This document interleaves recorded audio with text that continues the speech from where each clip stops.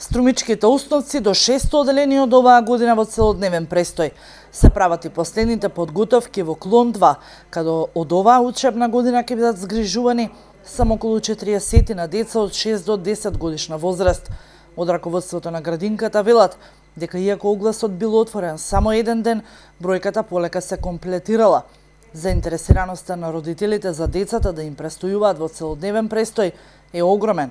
За оваа новина во оваа учебна година денеска информираше и првиот човек на општина Струмица, градоначалникот Коста Јаневски. Ја користам оваа прилика да ги информирам родителите дека за прв пат од оваа нова учебна година во просториите на клон 2, Градинка парк, ќе почне да функционира целодневен престој на деца на возраст од 6 до 10 години. Со децата ќе работи едуциран персонал, воспитувачи за оделенска настава, а пријавувањето е во тек. Со ова задоволуваме уште едно барање на родителите кои подолго време потенцираа дека во Струмица има потреба од формирање група за целодневен престој. Основците до прилагодената просторија во градинката во паркот ќе доаѓаат со организиран превоз. Ќе престојуваат се до почетокот на наставата во матичните училишта.